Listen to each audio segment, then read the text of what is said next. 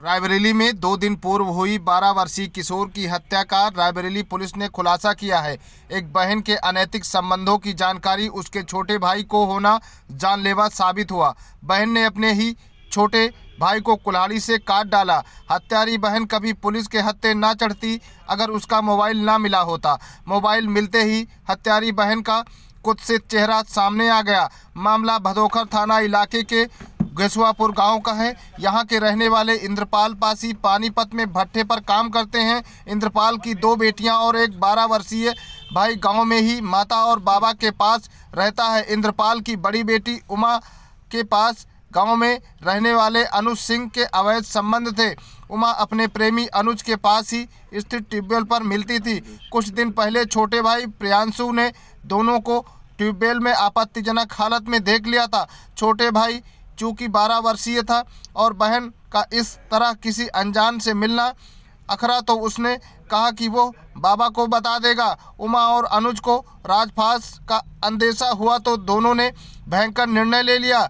एक दिन पहले जब पूरा परिवार निमंत्रण में गया था तब उमा ने अनुज के साथ मिलकर उसे घर के भीतर ही कुल्हाड़ी से काट डाला। बाद में पुलिस को सूचना देकर भ्रमित करते हुए गांव के ही एक हत्या आरोपी को नामजद कर दिया। पुलिस इसी लाइन पर काम कर रही थी, तभी पुलिस अधीक्षक आलोक प्रियदर्शी के निर्देश पर पूरे मामले की गहनता से जांच की गई। पुलिस फिर अंधेरे में तीर चलाती रही। इसी बीच उमा के फ़ोन का राज खुला और पुलिस ने उसे बरामद कर लिया। पुलिस ने फ़ोन की CDR निकाली तो हतप्रभ रह गई। कॉल डिटेल के मुताबिक उमा और अनुज ने ही मिलकर 12 वर्षीय मासूम की हत्या कर दी थी। पुलिस ने दोनों को गिरफ्तार कर कड़ाई से पूछताछ किया तो घटना का खुलासा हुआ। थाना भदोकर क्षेत्र में 13 तारीख की प्रातः 5 बजे पुलिस कंट्रोल रूम के मार्फत पुलिस को ये सूचना मिली थी कि गांव के एक 12 वर्षीय प्रांशु नाम के बच्चे की बड़े ही नृशंस तरीके से हत्या कर दी गई है। तत्काल सारे पुलिस अधिकारी वहां मौके पर पहुंचे और छानबीन जब की गई तो ये देखा गया कि वहां पे फोर्स्ड एंट्री का कोई निशान नहीं था।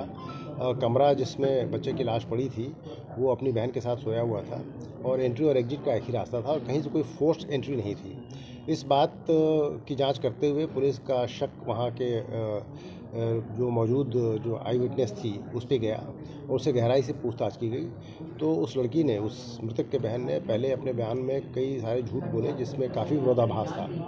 बाद में तलाशी जब कमरे की गई तो उसके बक्से से, ताला बंद बक्से से एक फ़ोन मिला और फ़ोन की जब जांच की गई तो ये पता चला कि लड़की का संबंध धीरे धीरे जो तथ्य प्रकाश में आए, शुरुआत में लड़की के द्वारा किसी और व्यक्ति को नामित किया गया और ये कहा गया कि वो व्यक्ति उसको बार बार परेशान करता था और अल्टीमेटली उसी व्यक्ति के द्वारा घटना की गई है। परंतु जब घटना की जांच पड़ताल गहराई से की गई तो सच्चाई ये निकल के आई कि लड़की का संबंध पिछले 1.5 सालों से एक पड़ोस के गांव के लड़के से था और उसके साथ उसका अक्सर मिलना जुलना था।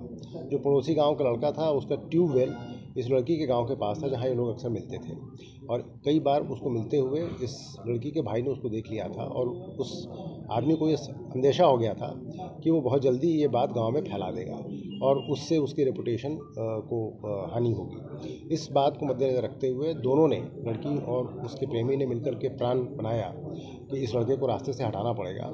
और घटना की रात, जिस रात न तो उसकी माँ घर पे थी न उसका फादर घर पे था, वो लड़की ने फ़ोन करके अपने दोस्त को बुलाया। बुलाने के बाद वो ट्यूबवेल पर उससे मिलने गई। वहाँ उन्होंने प्लान किया और लौट के उसने जाकर के, दोनों ने मिल कर के उस बच्चे की हत्या कर दी।